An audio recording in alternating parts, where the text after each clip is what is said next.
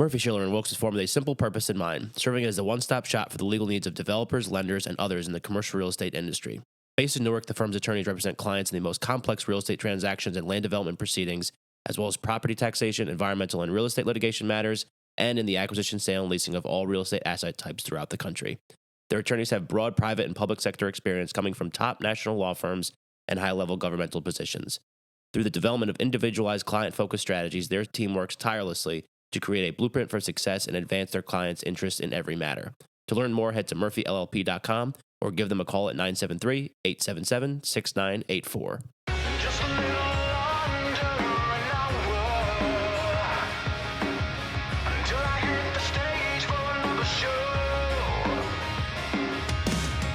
Driving on this road feels like forever. All right, what's up, everybody? Welcome back to another episode of Greetings from the Garden State. I'm your host, Mike Cam. We are here at Silverstream Studios again in Montclair with Young Benny. Young Benny, welcome to the show. What up? What's good? What's going on? I guess I'm just going to say Benny from now on. Yeah, you can call me Benny. Yeah, because I don't want to say like Young Benny. That's like too many syllables. I actually prefer Benny, but All right. You say Young Benny. Yeah, well, we'll introduce you every segment as Young Benny so people don't forget. You know, Yeah. But if we're just like chatting, we'll Absolutely. just go Benny. For sure. Okay, cool. So just out of the gate, you are a Jersey guy. We mentioned that a little bit off mic before we got going, right? Yes, sir. Yeah. Proud Jerseyan. Yeah, love that. And then have you done podcast episodes before? Yeah, I've done quite a few actually. Oh, okay. I don't know the Excuse number. me. I'm but... sorry. I feel like a dick now that I asked you that. No. I've done a good amount. I've done a TV show in New York. Oh, cool. Yeah. Yeah. I've done a good amount. All right. Yeah. Awesome. So you should be a pro. Yeah. Yeah. But you know like what to do on a mic, so that's at least Exactly. That's yeah. like I'm actually feeling real comfortable like this right now. step one. Yeah. That's like really all you need to do. All right. So you said Jersey guy. Where are you from? Where'd you grow up? All that kind of stuff. So I'm from Caldwell, New Jersey, Essex County. Okay. Yeah, I grew up right on Bloomfield Avenue.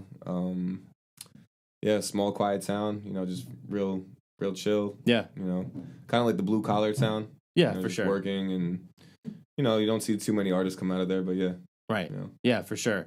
And so like so if people aren't aware, you're a rapper, right? Yeah, Yes. yes, Okay. So yes. we just make sure we clear that up, Yeah. just in case we're talking about artists and they're like, oh, is he a painter or like a sculptor? No. Yeah, no, rapper. Yeah, different kind of art. Yeah. And but, singer too. You can put that in there. Okay, I'm yeah. I'm trying to work on the vocals more. Yeah, because that's something that's not normally like a thing that rappers have. I don't know. It is now.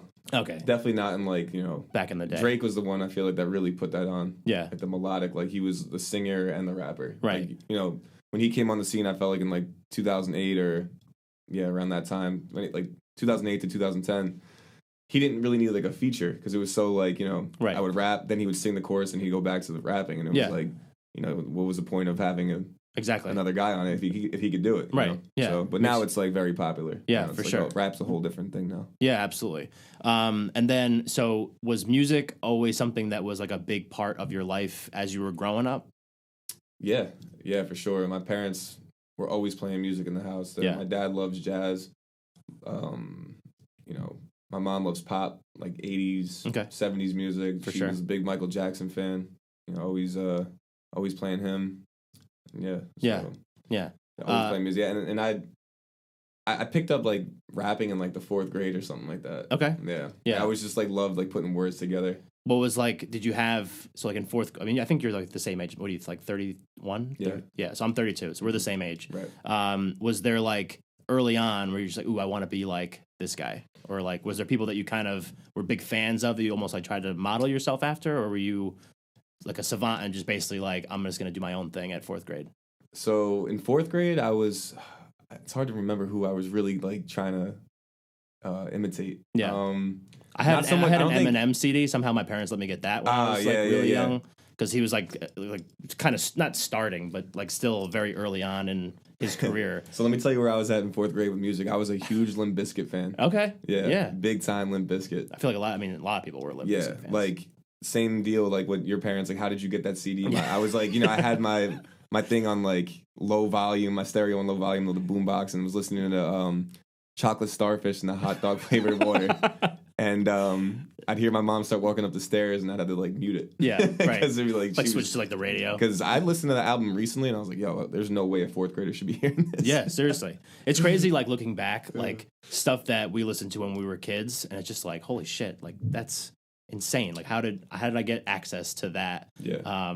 But then, like, even still, like, you know, parents, they're like, oh, you know, music these days is like not the same, and they talk about all sorts of crazy shit. Maybe like they're listening to like Cocaine by Eric Clapton, and it's like the same kind of thing. It's just a different era.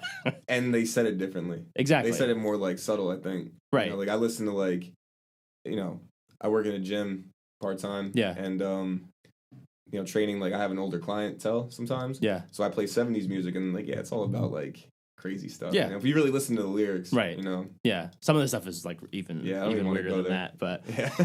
I think we're probably talking about the same thing. Yeah, this is how the 70s got down. Yeah. Okay, so what other stuff were you involved in growing up outside of music? What was stuff that was important to you growing up? My passion was always extreme sports. Okay. So rollerblading, skateboarding. Like you were a Tony Hawk guy, definitely. Yes, yeah. That was my favorite game. Tony Hawk Underground was my favorite game. Have you played that? Legendary. Yeah, I actually just watched the entire thing on YouTube. Like all like the skits.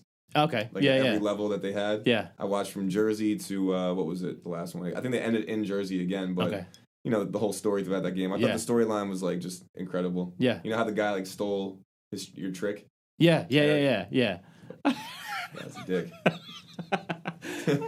But yeah, extreme sports were my that was my passion. Rollerblading and skateboarding were the main two, but I also tried surfing and snowboarding too. Okay. Yeah. Like a lot of time at the Jersey Shores surfing or what? No, I actually spent my summers in North Carolina. Okay, cool. Yeah.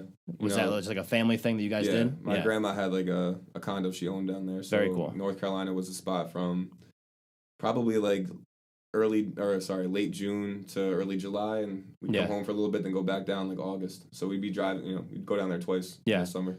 Yeah, so you were literally stereotypical is the better word, like 90s kid growing up in Jersey, listening to like rap, skateboarding, doing all that kind of stuff. Yeah. You know, put it like that. Yeah. I mean, that's like, I think so. Pretty much what everybody was doing back then, right. At least what it feels like, you know? Yeah.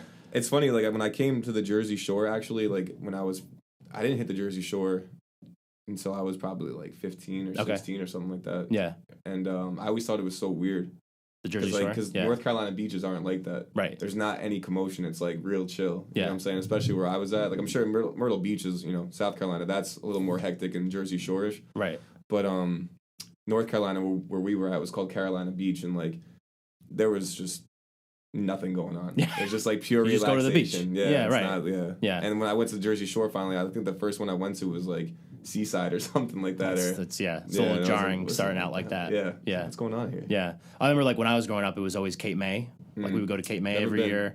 It's good. It's gorgeous, but like similar, like not like a ton going on. Yeah. And now like my spot, I go to Asbury Park all the time. Yeah. And that's got a ton going on. Yeah. And well, it's funny, like when I started like, you know, drinking and partying more, like the Jersey Shore became like I fell in love with it. Yeah, it's fantastic. Yeah. And it's so accessible, it's so close, it's got everything that you could need. Yeah. You know, it's awesome. hard for me to go back. I get so nostalgic when I'm there. Yeah. You know, like, you know, just like looking at like the Chinese store when I buy like 3 orders of sesame chicken blacked out drunk and get into a fight with my ex-girlfriend right in front of it. You know? Yeah, perfect. Like, man, this really brings me back. Damn, I miss those times. But I mean, like, honestly, like times like that were simpler. They were just like way easier. And now we're dealing with, you know, adult stuff. Yeah. It's bullshit. Well, that was also like, wasn't that long ago. It was like 4 years ago. Oh, okay. Yeah. Well, like somewhat nostalgic, I guess. Yeah. And then football was also like a big part of sports and stuff like that too, right? Football came later on, actually. Okay. Football came. I played like, probably all throughout elementary school up to like 5th grade. I remember 6th grade. It came around. My mom's like, "All right, we're gonna go to tryouts, or we're gonna go to the first day of practice." And I started crying, and I'm like, "I don't want to play anymore. Yeah. I really don't. Like, I didn't like some of the coaches. Like, there was this one guy who sure was just like a normal dad that like just was like made it miserable. Yeah. I forgot what his name is. I wouldn't say it anyway, but like right. He might even listen to the show. Who knows? Yeah, who knows? Maybe you're friends with him. I don't know. But you know, honestly, like I just feel like I didn't want to do it then anymore. I was so in love with like skateboarding at the time and doing all the extreme sports that like team sports just wasn't it for me. Right. And so I didn't play from 6th grade to 12th grade, and then my last day of high school, I was like, "Yo, I want to play. I should have played football." And my mom always told me. You told didn't play all the way through high school? I didn't play high school at all. Oh, wow. No. Yeah. Okay. So, like, you know, my mom was always like, "You should go try out for something, track, football. Like, you're fast, you're athletic. Why are you not doing this?" And I'm like, "Nah, I love skating and this and that," which I did, and she like respected it. For sure. But, you know, I should have definitely played. that's a big regret of mine. Yeah. I definitely should have, especially where I took it to in college. You know exactly. what I'm saying? Like, yeah, right. Who knows where I could have went with it. Yeah. Yeah. But it's always one of those things too, where it's like, like you don't want to force your kid to do something that he doesn't want to do. Yeah. But moms are usually right. They usually are. Yeah, they're like 99.9%. My mom right. always likes to remind me that she's been right plenty of times, and she listens to the show. So there you go, Mom. There's a little shout out. Shout out to your mom. Shout out all the moms and my mom. Yeah, for sure. Everybody's mom. Mike's mom. Everybody. Mike's mom. Yeah. Yeah. Okay. So, but then you don't play all the way through high school, which is almost mind blowing to me because I didn't realize that till just now. Right. But then you played at Kane. Right. Yeah. And so when you got to was Kane where you were going like right out of the gate? Was that okay? No, I went to CCM out of the gate. All right. Yeah, and I bombed out of there. Great. Bombed out of there my first couple semesters. Like, was on academic probation, and the football dream started kicking in like right after high school, and you start to like learn how the process works of like playing college football. It's like, yo, you got to get your grades straight if you even want to be considered to make the team or like try out. Like, you're not going to take a kid that has a 0.8 GPA or whatever exactly. the hell I had, like something terrible. So I think, I did a few semesters, just completely bombed out, which I feel bad about because, it's just a waste of time and money. Yeah. And took a couple years off, worked for my mom at her job. Like, she got me a job in her warehouse or the warehouse she worked at. And I, decided to go back to school. So I went to Essex County. Okay. In Caldwell, which is now shut down. Right. But went there, did the same thing again. Like, I freaking failed out again, and like I just like school like just wasn't like a thing of mine. Yeah. So I went back to work with her again, and then like I really like had like a conversation with myself. I'm like, yo, if you want to do this, if you want to like have this dream of like playing in the NFL or playing college football or anything like that, you better get your act together and start hitting the books the right way. So I had to like start from the bottom, had to like go through all these like remedial courses that didn't count for like so long. Yeah. And then finally I got to like the actual courses, and I just did my thing from there and like focused, and I was applying to like random schools that I thought I could play at, and obviously they were like, well, can we see film? I didn't have any film. Yeah. You know what I'm saying? Right. I was just like consistently working out and like teaching myself how to run routes and teaching myself explosive movements in the gym to become bigger and faster. Yeah. And next thing you know, I applied to Kane, and I actually got into the school. Like I didn't even get into any of the other schools. I was applying to them. I wasn't even getting in. Coaches didn't want to see me because I had no film. Right. I applied to Kane, and they got back to me. I got in. I was so shocked. I'm like, damn, this made no sense. Like, yeah, right. So I took it. I showed my mom. She was all happy. So I got in there. I ended up moving to Somerset in like 2014 or something like that. And I found a gym called Test Sports Club down there. Okay. It's like where all like the NFL combine athletes train for their like pro days and, for their colleges and stuff like that, for the NFL. A lot of guys like come in and out of there. Actually, Kenny Pickett. Okay, yeah. Yeah. He was coached out of there. Yeah. And Joe Flacco too. A lot of guys. Yeah. But Joe Flacco had a rough end to the season this year. Yeah, He just didn't want to be there. No, he's collecting his check and he's doing his thing. Like we were talking. Sorry to cut you off. No, we were like talking about at the bar watching the games the other day, like the last regular season game because this is going to post later. But like, I was like, could you imagine if you're Joe Flacco? You basically barely play. You're just like collecting your check, and you get like that last game, and you're just like, are you kidding? Yeah. Like, then I'm going to start these two kids, and I have to play today. I don't know why they didn't start. I'm not a Jet fan. I'm a Giant fan, but the Joe Flacco playing Sunday made no sense. No sense. But sorry to cut you off. No, but but no. So one of the head trainers at Test, he went to Kane. Okay. And he like we created a relationship, and he was helping me like with the exercises, and he like put a good word in for me with the coaches. So the coaches, Dan Garrett, he's the head coach. He gave me a shot for spring ball, and I just took it and trusted my training and made the team. Yeah. And it wasn't easy, but I definitely. And then did you get like the academic side kind of straightened out too while you were there, or was that still something that you consistently had to work on? Yeah, I never failed a class. Okay. So I'm happy about that. Yeah, never for sure. failed a class there. I definitely got a couple D's, but it was in like freaking art history. Yeah. That they made like insanely hard. Yeah. Like art history class there at Kane was like they'd show a picture like that on the wall, and then be like, yeah, what you have to write a whole paragraph on what time period that was from, who did it, why they did it. I'm just like, I don't know why, and they just made it because that's how they felt. You know what I'm saying? Like, yeah, it's art. Yeah.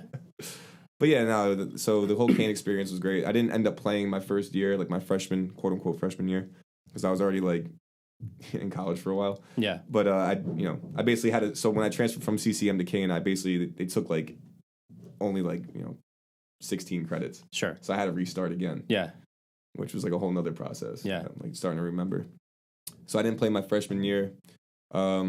If you know anything about football, which I think you obviously do, the lifespan of a team is only 1 year. Right. So all of the freaking guys that were seniors, a lot of them graduated. So I ended up getting my shot to start, and I took it and ran with it. So. Yeah, and did well, I think. Did well, yeah. Yeah. Did well for a kid that never played. Right. Yeah. Yeah, it's pretty crazy just to like. But I mean, I think you hear stories like that. Like, didn't like Ricky Williams like never play? Like he started playing at like 18. I don't know about him, but I know Chris Hogan stories. Oh yeah, he didn't play college football until his last year at Monmouth or something. He was a lacrosse player. Yeah, it's crazy. Yeah. And then I think you said like a workout too at the end of your college career. Yeah. So like I did pretty well. Not that any team was looking at me or anything like that, but like more of I had a relationship with the gym. Yeah. That was training all those guys, and they would have agents and scouts come in there all the time to talk to them and work people out, and so they hold a pro day at the end of every college season. So the Giants, the Jets, and the Colts usually show up to that. So I did one of those, and I ran well. I had another pro day I got myself into. Nice. I can't believe I actually did this. I was just like calling random schools. I'm like, hey, can I come work out for your pro day? And everyone's just like hanging up on me, like whatever. And then Fordham actually accepted me. Nice. To come. Yeah, so it was at the same pro day that Chase Edmonds was doing. Okay, cool. So he was like a high prospect. Yeah. So you had 27 NFL scouts there. Right. Which is out of the great 32, for somebody like that's just trying to find it. Exactly. Yeah. Yeah. So, I was in front of them. They liked me. The Jets and Giants sent me an email separately, a couple days apart from each other, and they were like, hey, like, we want to see more of you. Do you want to come to the local day? The local day is they work out local talent that's off the radar. Yeah. And, they're trying to find like the diamond in the rough that can help their team. Yeah. So I went to the local days. They were cool. The Giants was definitely better than the Jets workout. Yeah. I'll tell you it like that. The Jets, I'll be honest with you, man. Like, I'm grateful that both of them invited me there, but you could tell why like one team is like just more like successful than the other. Sure. Yeah. And like the Jets were just kind of like, you're in and out. See you later. The Giants were like, yeah, like gave me a locker, gave me whatever, like stayed in their cafeteria. Yeah. Buffet. I could stay as long as I wanted to. Like I left on my own terms. Right. They only kicked me out. Yeah. So That's it was cool. just Yeah. It's a good time. That's awesome. Met Saquon. It's cool. Oh, that's cool. Yeah. Yeah. And how long ago was that? That's going on like 5 years. Okay. Yeah. All right. I know it's getting So you like kind of finished school at like what, like 25? Yeah, 26. 26? Yeah, 26. Yeah. Okay. Mm-hmm. Awesome. All right. So we're going to cut it there, and then we're going to go into our second segment here in a little bit. And then we'll get to what you're doing now. So this is the Greetings from the Garden State podcast. I'm Mike Ham. We're here at Silverstream Studios in Montclair, New Jersey with young Benny. We'll be right back. The Mayo Performing Arts Center is the heart of arts and entertainment in Morristown, New Jersey. MPAC presents over 200 events annually and is home to an innovative children's arts education program. To see MPAC's upcoming schedule of world-class concerts, stand-up comedy, family shows, and more, head to mayoarts.org or just click the link in our show notes. Bored of going to the same park? Want to try a new local adventure? Well, then check out njspots.com, your home for finding a new spot to discover right here in New Jersey. With dozens of maps to check out, local hiking spots, family-friendly places, and seasonal suggestions, NJ Spots is waiting for you to find somewhere new to explore. That's njspots.com. All right, we're back for segment 2 of this episode of Greetings from the Garden State. I'm Mike Ham. We're here at Silverstream Studios in Montclair, New Jersey with young Benny. So in the first segment, we learned all about kind of like you growing up in Jersey, the stuff that you're interested in, a little bit of the music stuff, the extreme sports, the going to North Carolina, and then the football career, which, I know Mike told me a little bit before we did the actual sit down here about like your football career, but I didn't realize that it kind of like took that path. So like really cool to kind of see like how that developed. Dude, I worked for it, man. Yeah. It's proven into like, the grind and the grit that I had to do that is now like being put towards what I'm doing now. 100%. And like as someone similar that like played sports his whole life into college and all that, like I definitely agree with that for sure. Yeah. Because like it's the same thing here. You know, like all the stuff that I did to be successful then, I'm doing now, and that's what you got to do. Exactly. You got to tweak a little thing, like the little things, or certain things. Yeah, but it's like like your core, exactly, like how you operate, yeah, like how you approach problems and how you approach like work. Just can't quit. That's all it is. Exactly. All right, so because you're sitting here with me, I'm just gonna go out on a limb. The NFL career did not work out. No. Right. So, at what point do you start going down this path of like really exploring the music stuff, and then making that something that you want to put this work ethic that we're kind of discussing right now into that? At what point did I do the music? I'd always like I said, I was rapping at like 4th grade. You know what I'm saying? Like or like quote unquote rapping in 4th grade. Yeah. Putting rhymes together and stuff like that. And I've done that. I was doing that all throughout that whole period of time that we just talked about. Like, progress, like actually like, sometimes sitting down and like cooking up a song, just freestyling. Like Mike knows I don't really write too much. I do a lot of like just like in my head freestyle. That's how I put my stuff together, and then I'll piece it together like little by little, and somehow just it makes a song. You know what I'm saying? So I was doing that for a long time. I was in the football locker room at Kane, always rapping for people or whatever, like rapping at the team meetings and rapping at parties and stuff like that. And some of it was really good. Some of it, was okay. Yeah. But, I would mostly rap at my boy Josh's house, and we'd always like, get drink or get high or something and freaking, like just rap. Expand the mind a little bit. And he was like, yo, man, like football, he'll always tell me, he's like, yo, if football doesn't work out, man, at least you could rap. And I was like, oh man, whatever, that's nothing. He's like, nah, I'm serious. I'm like, all right, whatever. So, I'm rapping one day. I came up with something new, and he was like, yo, you should, it was after football was done. He goes, yo, you should take this more serious. And I was like, you think so? He's like, yeah, I think so. Why not? Just give it a shot. So I did. I found a studio in Highland Park. Met Justin, and it's been 4 years since that day. Yeah.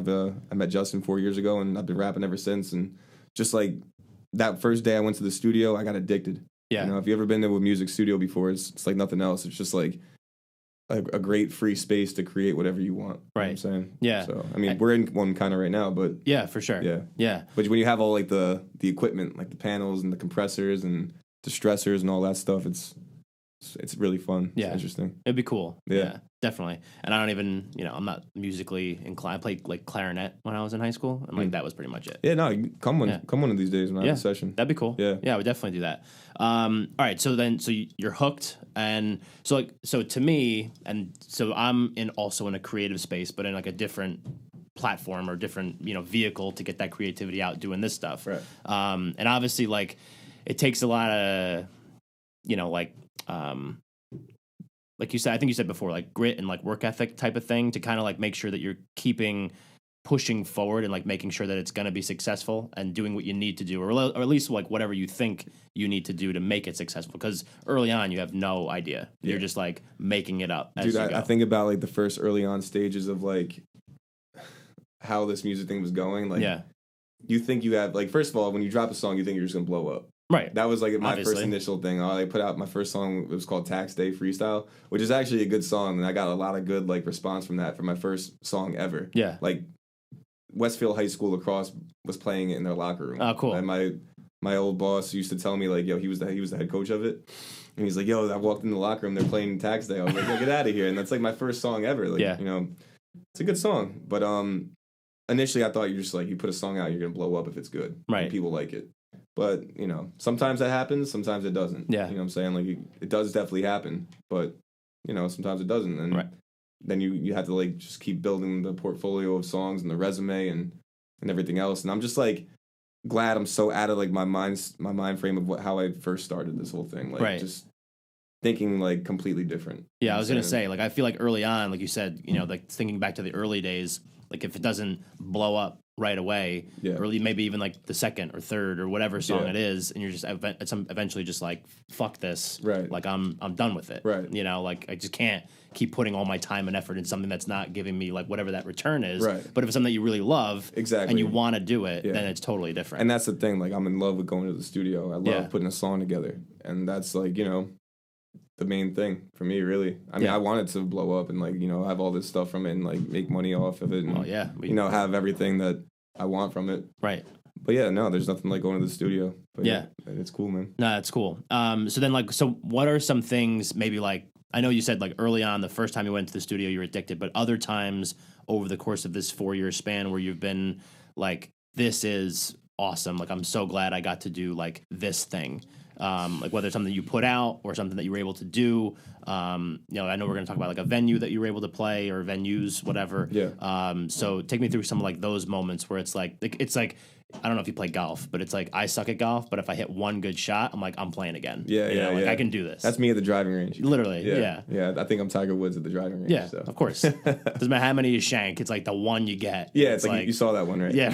When it just went 275, Right. But nah, yeah, man.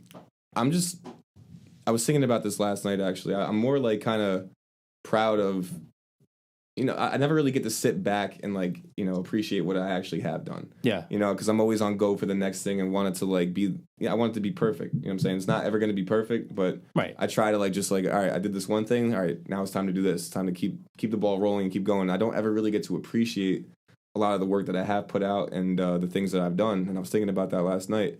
So things that I have been proud of is like, actually putting together full length projects and, having a story behind some of them, you know what I'm saying? And right. that's something that I think goes over a lot of people's heads because like, not too many people, I shouldn't say not too many people, but like a good amount of people don't listen to albums all the way through anymore. They find their favorite song and they'll just play that and right, put it on a playlist. Yeah, that's literally what I do. Exactly. Yeah. But people still do listen to albums all the way through. I'm one of them. Mike, you're one of them too. But like just putting together projects that I'm proud of. You know what I'm saying, and doing a lot of events. Like I opened up for P&B Rock this past summer, down at Asbury Lanes, which was like my first like real big show. That's a cool venue too. Yeah, Asbury Lanes is dope. There was probably like 600 people there, maybe 500 people there that night. And now that P&B Rock has actually passed away too, it makes it more special. Right. But I'm proud of that. I'm proud of just performing at the Wellmont Theater. Yep. Last Thursday, whenever it was, and opening up for Lil TJ. He's another big time artist, and the hometown venue for me is the Wellmont. Right. That's the spot. Yeah. Lower deck, upper deck, and a lot of famous people have been through there. So it was amazing to touch that stage, and that's something that like I'm gonna hold on to and like really be proud of for like a long time. Yeah. You know what I'm saying? Like, yeah, that was really cool. Just like because I was there, but like how packed that venue was. Yeah. And to be like you said, like the local guy, like catching the phones like one handed while you were doing your thing. That was pretty cool. Yeah, they whoever started the whole freaking thing. Right. Yeah. Yeah. How many phones did I catch? I don't know, maybe like 6 or something. Yeah, that was pretty cool. And then I know we also want to talk about like videos that you've done, because I've watched some of them on YouTube, like basically music videos that you've put together, which I think are really cool. And I don't know, and you can answer this, but it looks like you're like with your friends and like putting these videos together. Yeah. I think that's cool. Yeah, my friends are in the videos. Yeah, the guys that are directing them, they become my friends, but Sure. I found them just like I meant the people research. like in the video, which I think makes it like more real. It's like people that I would imagine have helped you, like giving you the support that you need to kind of get you, give you like the extra like oomph to get yourself to like the next level and the next level and all that. These guys are amazing. They, Mike and Abe and Jordan, they really believe in me. Josh, Christos, all those guys, man. Yeah.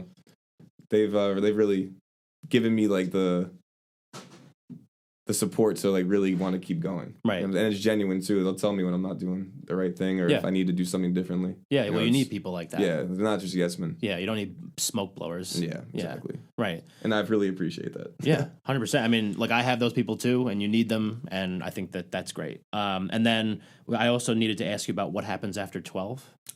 Yeah, so that's not like a weird question. It's just like it's an actual thing. Like, what does happen after 12, Benny? That's the thing.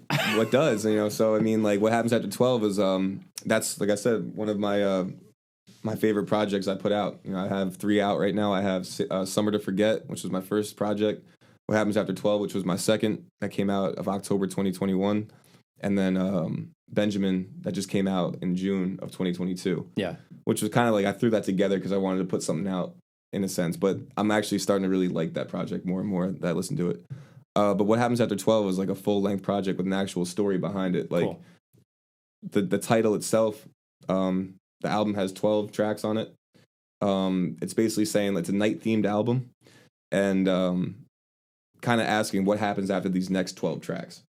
Gotcha. So what happens after 12? It's nighttime. A lot of weird shit goes down, and then very rarely good stuff happens. I am aware. Yeah. And then you have what happens in my career next for these next 12 tracks. That's why I named it, because I'm not sure. Like, music is like, you could be doing it for 10 years before you have your break, or you could be doing it for one. You know what I'm saying? So it's like, who knows? I don't know, but all I do know is that I'm going to keep working. Right. You know what I'm saying? Yeah. So. Yeah, for sure. Yeah. And so you mentioned, like, you don't know what the future's like, but what are some things maybe that you're like working on now, or like things that you're excited about, and maybe like, directions that you kind of see yourself going over the next like year and maybe even 10 years? Like, who even knows if you have long-term goals? Yeah, it's hard to tell, you know what I'm saying? Like, going back to what happens after 12 though, like, and me questioning what happens after my career, I kind of want to get out of that, like, that frame of thinking. Yeah. Because, like, I should know how this is going to be my life. I want this to be my life. You're going to manifest it. And I have been a lot more. It's hard to say, like, I'm other than me just working on music constantly and trying to do as many shows as I possibly can. I think that the sky really is the limit for where I could take this. You know what I'm saying? Like, I work on it every day. Like, this is my main thing now. So I just want to do more shows, probably get it, we're trying to plan a tour right now. Cool. So getting touched down in different cities and, travel a lot more, meet people, bump shoulders, man.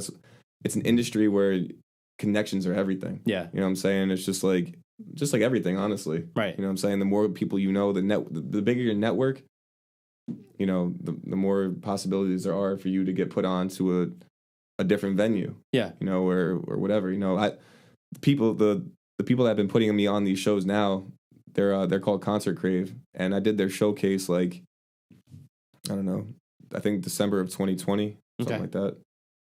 Maybe 2021, I forget. But yeah, I don't know. They've been hitting me up ever since to do, if they have a venue in the area that they need an opener for, they've been hitting me up. Yeah. So I'm really grateful for them too. Yeah. So, but I think that, like, just sky's the limit. I got to branch out of Jersey a little bit more and see where I go and see who I meet. Yeah. And that's, like you said, I mean, that's literally, it's just about any industry that really exists. Yeah. But it's just like the more people you know, especially in the stuff that you're doing, it's like me in my world, like the more people that I know has opened more and more doors and opportunities for me. Well, yeah. I mean, imagine if you have Joe Rogan on your podcast and how many people would tune into that, and then the next person wants to come onto that. Exactly. It just, and rap, floodgates. Music is the same way. Like, music is big on cosigns. Right. You get a cosign from someone big. Yeah. Most likely someone's gonna be checking you out after that. You know what I'm saying? And more people are gonna be in tune with you. If Drake said tomorrow that I was like the next big thing. Right. Now everyone's like, oh shit. Probably am. He's the next big thing. Yeah, exactly. Just off his words alone. Exactly. Yeah, 100%.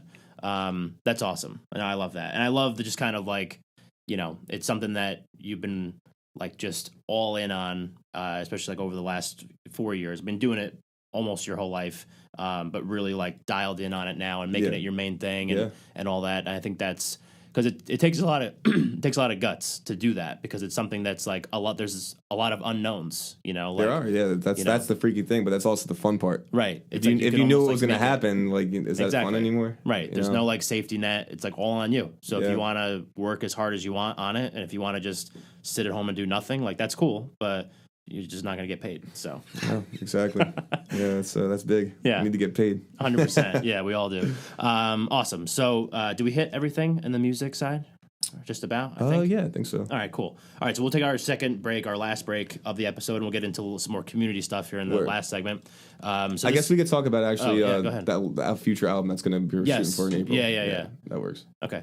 You want to do that now? Yeah, if you want to. Yeah, go for it. All right, so yeah, but now, yeah, just I think trying to touch down in different venues and different cities, and I'm also just going to be dropping as much music as I possibly can. Yeah. Working on an album right now that we're shooting for April to drop.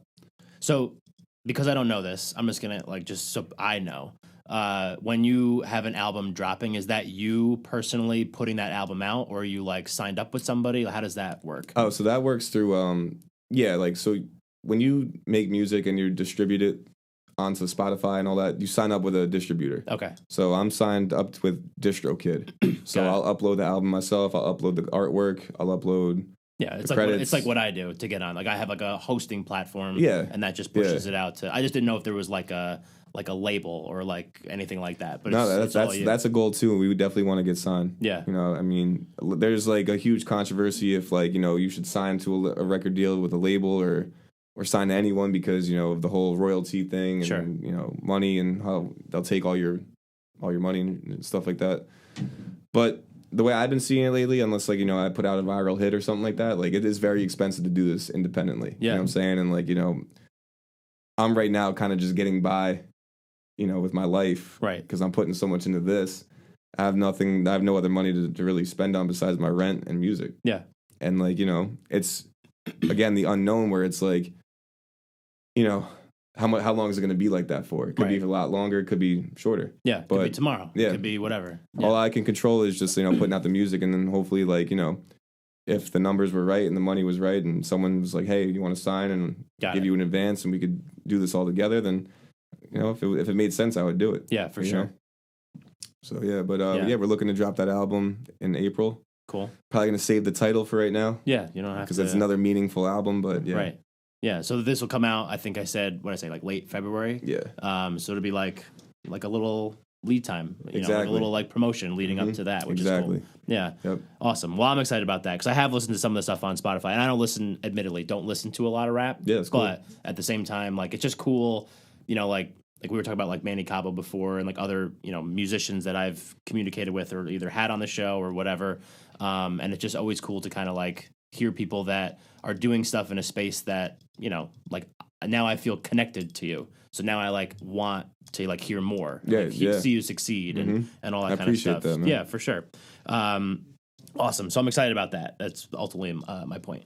But cool. So we're going to take our last break now. Yep. And then we'll come back with our third segment here in a second. So this is the Greetings from the Garden State podcast. I'm Mike Ham. We're here at Silverstream Studios in Montclair, New Jersey with Young Benny. We'll be right back.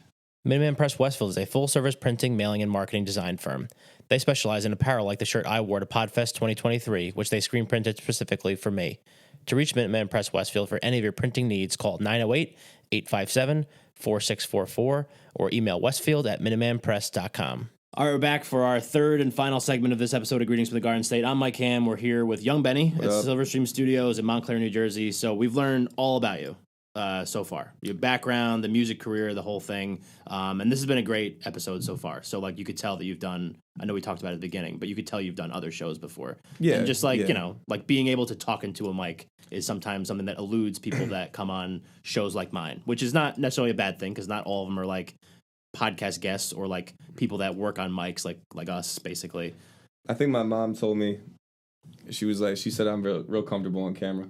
Okay. Yeah, and she sees my videos and stuff, and obviously you get used to it from like, you know, the first video or first podcast to like the whatever, sixth or seventh or whatever. Yeah. How many I've done, but yeah, I mean this is like I don't even know. I think I've hosted like 300 episodes in like 3 years. Wow. A little less than 3 years, and I've guested on like 50. So it's like the same kind of thing. But then I did like a photo shoot in Asbury Park, and that was like way weirder. Like I had to have at least like 2 drinks before I did it because I was like, I don't pose in front of cameras. I just like talk. Like, it doesn't matter that there's a camera over there. Any type of a shoot is better not sober. Yeah, in my opinion. Right. Yeah. I could do it. Yeah. Like I said, I'm comfortable. I'm sober right now. Yeah. I appreciate it. Yeah, but yeah, just a little bit. You know, you get a little more loose. You know what I'm saying? Like, exactly. You know, it's like being in the club. Like you want to have see the hottest girl in the club or the bar. You want to talk to her and down a shot real quick. And yeah, for sure, a little liquid courage. Because like I did it in Asbury Park, so I hit the distillery and was meeting the guy like right across the street, and I was like, this is perfect. I am right in the zone. So it was fantastic. Nice, man. All right, so this is our community segment, which we do for every episode. So we're going to do something like a little bit different than what we may normally do with like a business, just because this is a little bit different, the episode, than we normally do. So because you're like a Jersey guy, I think it would be interesting, at least out of the gate, to talk about maybe how being from Jersey, growing up in Jersey, basically living here your whole life, has kind of like shaped you as a person. I know it's a very deep question. But if you can answer that one, that would be cool. How Jersey has shaped me as a person. Well, you got to be tough. That's true.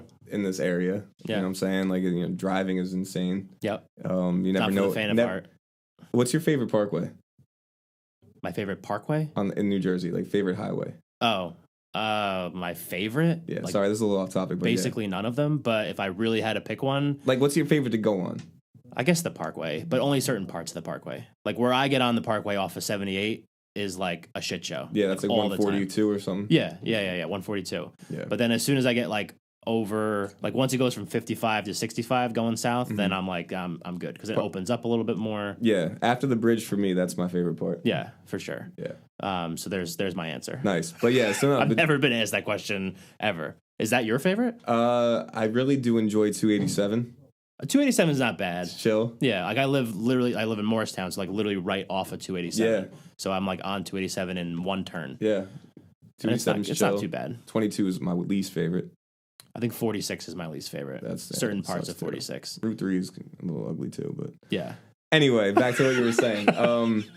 Yeah. No, how did Jersey shape me? Nah, man, it's given me my character. I feel like, like if I go somewhere else, you're gonna tell that I'm from Jersey or from the New York metropolitan area. Right. So it's just I don't know, man. That's just we carry certain values and we carry ourselves a certain way, and I'm not gonna take any shit from a lot of people. Yeah. So we like to party hard, and that's true. Yeah. Okay, great. So I would definitely agree with that for sure. Yeah. Yeah. It's like the toughness side of it. I also think that being able to like I grew up in Pequannock and then moved to Sparta, and Sparta's its own thing. But like just being from Jersey and like being in a lot of spots in Jersey, you get to interact with people from like a lot of different backgrounds, cultures, economic status, like all that kind of stuff, which I think is very like, it's a lot different than many states. Right. Yeah. I was just going to say that actually, like you get a little bit of everything in Jersey. You know what I'm saying? Like you just said, like everything you just said, and you get every season. That's true. If you want to go in like the fall and like go apple picking, you could do that. Yep. If you want to, then drive to the city afterwards, you could do that. You know what I'm saying? You could do anything. Go catch the New York Giants or Jets. You could do basically everything you need to do or want to do. You could be done here. Right. Except like climb a mountain. But you could still go to like Mount Tammany, which is in New Jersey, which is a great hike spot. It's not like Mount Everest, but it's still a mount.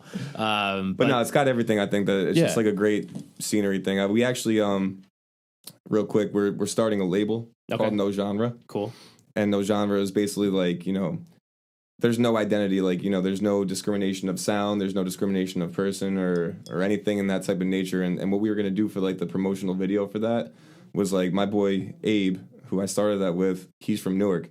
So he was going to be like walking through Newark, and, it's all like, hard, and it's maybe like, just like a little bit more gritty. Yeah. And where, where by his area. Then like the next scene, it would cut to me like walking in like Caldwell, like, a little, again, different type of. Totally different vibe. And then the next thing, like walking down the shore. Yeah. Just so much different things. There's everything is in one spot. There's no like specific genre that, we're trying to cater to. We're trying to cater to everybody. Right. Yeah, for sure. I love that. Yeah. Whether you're from the cities or the burbs or the shore or the cornfields of Vineland. Yeah, literally. It's like, and it's all, like you said before, like you can do all that in like one day. Yeah. Like you can go to the beach, go to the shore, go to wherever, go into Newark, go, like Jersey City, like that kind of stuff. Go for a hike. Like, that you could do all of that in one day. Right. Which is pretty sweet. Exactly. So we talked about some things that we, like about Jersey, but like what are some of your favorite places outside of highways that you like to go? Maybe you're a big highway guy. I don't know. I love to drive. Yeah. The Jersey Shore. Yeah. For sure. What's like your spot now? My spot now, probably, I'm a huge LBI fan. Okay. Like LBI, like it's not my spot, but that to me that's like a slice of heaven down there. It is cool. Like it's have you ever seen the sunset over the bay? It is, yeah. It's crazy. But my main spot, probably Point Pleasant right now. Yeah, that's not bad. You know what I'm saying? I'm a little Belmar got a little played out for me. Right. I'll still go there, but I don't know much about DJs anymore. Used to know a lot about DJs. Used to know quite a few things about DJs, but not so much anymore. Yeah. And then like what about just like normal spots? Like are there like Montclair? I love Montclair. Montclair. Where we're at. Shout out Montclair. We're here shout out right Montclair. now. I love Morristown. I was there on Friday. Okay. And cool. Saturday. Where? I went to Laundromat and Good spot. Where did we go? Homestead. Homestead. We were just talking about Homestead before. Yeah, we were just talking about that. And the Horseshoe. Oh, the Horseshoe. Yeah. Yeah. Horseshoe gets rowdy sometimes. Yeah. Well, so does Homestead and Laundromat. They all get rowdy a little bit, but beautiful women there. Yeah, it's not bad. Yeah, so no, I think that's cool, and like I think we talked a little bit about early before we started recording about like like supporting local businesses. We just like said a few of them just then, because I think that's also what makes Jersey cool. It's not like, I mean, there are a lot of like corporate type spots, obviously, but there's a lot of like, you know, mom and pop shops or restaurants or, you know, like guys opening distilleries or breweries or whatever that like has kind of really shaped like the food scene here, or like that kind of stuff. So I think that's always a lot of fun. Yeah, I mean, even like the studio that I record at, you know, it's not like a major studio. Like it can be. Yeah. You know, whoever, you know, Justin who's working there, and you know, he's amazing, and all the equipment is everything you need. Yeah. But it's all his on his own. Right. You know, and it's always, you know, he bought it from, or took over it from another guy that owned it before him, who was a local guy. Yeah. So it's not like, you know, I could go to a major studio like in Quad or something in the city, or find one of these around here, but it's not really about that. It's about the person who's running it. Right. You know? Yeah, and for I sure. like supporting that because he's good at what he does, and, you know, he helps me out too. Yeah. So that, and, you know, there's a farmer market I go to, actually, in Caldwell. Love a good farmer's market. Farmer's market, yeah. Morristown has a good one. Mm-hmm. Yeah. Morristown does? Yeah. On the They green. even do one in the winter, like at Convent Station, like a little winter market. Word. So that's cool. Yeah. Get No, some they're- Produce. Exactly, you know. yeah. I usually buy an apple every day. from That's that pretty guy. good. Yeah. Yeah, it's more apples than I eat pretty much ever. Okay, so one thing that I just thought of this as we were talking about places in Jersey. So we did mention the Wellmont, which you've played at. We mentioned Asbury Lanes, which you've played at. House Independence, too. I haven't been in House of... I go to Asbury Park all the time, but I still haven't been to House of Independence. It's nice. Yeah? Yeah. Yeah. Is there a venue in Jersey that you're like, I want to play that one? Like a lofty goal type thing? It was the Wellmont. Okay. Yeah. Yeah, that's sweet. It was. Yeah, I love going to shows at the Wellmont. Yeah. Now, the differences between, you know, now and what I want it to be is, like, I want it to be my own show. Right. You know? Yeah. That's what I want it to be. Yeah, you want to, like, your name on the marquee Yeah. with the sold out thing underneath, like Exactly. it was. Yeah. Right. That's cool. So, I mean, that's, like, it's great to get that experience at the Wellmont and, like, touch the stage like that. Yeah. But now, like, the next goal is to, like, we're trying to plan local shows now. Just Jake's is one of them. Okay. Yep. Ringside in Caldwell is one of them. And just work our way back to the Wellmont to do our own show after we have, like, you know, success. Right. Because, I mean, you could say, like, I've already played here. Yeah. You know what I mean? Yeah. And now you have, like, some more under your belt. And Right. You're ready to go. It's like when the Jonas Brothers used to do that stuff. Yeah, around exactly. Jersey, you know, like, they used to go, like, do, like, smaller venues, and then they would come back to them when they're huge and people were trying to get in. And, Yeah. you know, now they're doing, like, Prudential, obviously, and stuff like that. They've Right. had a great career. So, Yeah. No, that's awesome. yeah. No, I actually saw them Really? in concert at the Prudential Center. Oh, yeah? Yeah. Was it good? It's amazing. I don't really listen to the Jonas Brothers, but then, like, when they did that, like, reunion thing on... That was it. Oh, was that it? It was like a reunion type of tour. No, it was like a TV show that they were doing. Oh, it was like the roast of the Jonas Brothers, or like it was something. I forget what it was, but they had like a bunch of different people on it. And then I started like listening to some songs, and I was like, they're actually like good. You know, I mean, obviously they're good. They're the Jonas Brothers. They're famous. Yeah, dude. Yeah. They got some jams, bro. For real. Yeah, like They're not don't my even know first why. choice to put him on, but Of like, course. you know, like they Yeah. definitely like, you know, my brother, he's special needs and he's obsessed with them. really, Obsessed yeah, with the Jonas Brothers. And like, he's probably played Cake by the Ocean, which is like, it's Joe Jonas and Nick Jonas, I think. Yeah. It's not the full Jonas Brothers. That's DNCE. right. That made Cake by the Ocean.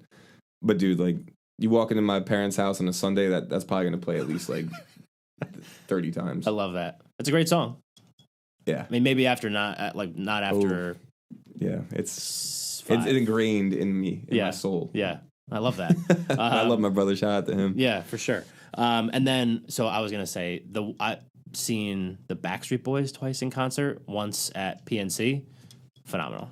Not Jersey related at all, except for PNC. But PNC's. Oh, that's another great venue. Forgot about that one. Yeah. That venue's crazy. Phenomenal I would venue. love to perform there, whether I'm opening or my own show. That is a freaking great venue. Yeah. I love that. I saw Wiz Khalifa there this past Okay. summer. yeah, I think I went to like 5 different shows at PNC this past year. Just the concept of that venue. It's The seats, and then you have the lawn. yeah, And the lawn seats are what, $25? yeah.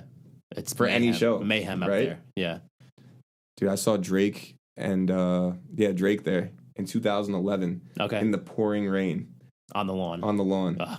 Slop Yo, fest. oh my god, bro! I slipped, Yeah, and I remember I like rolled down. I got so like just like so dirty, and like everyone was just like laughing at me. They're like, "Yo, fucking moron!" Like, girls were mud fighting. It was crazy. Yeah, that sounds like a great show. Yeah. So I mean that's another venue that I love. Like I said, I go there quite a bit, mostly for work, but I still try to get there like often. Yeah. No, PNC's dope. Also, definitely. Is it in Asbury Park? What's the other one? Stone Pony's pretty cool. Oh yeah, the Stone. I mean that's like legendary. Legendary. Yeah. I've seen a few shows there. Not the summer stage. The summer stage looks sick. Summer stage does look sick. I've only been inside. Like in this pony. No, I went to I was just like walking around Asbury by myself one night during the summer, and the summer stage was rocking. Yeah, it looked crazy. Yeah, it gets rowdy too. Yeah, that's such a cool concept too. Yeah, and then they do like the See Here Now thing in September. That's really cool. Yeah. What other venues are there? I mean, like there's Prudential.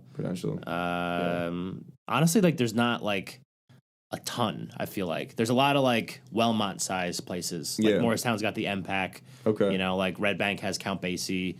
You know, places like theater type places. Gotcha, they get like a lot of different kind of stuff. Yeah. But those are also like just different vibes. Yeah.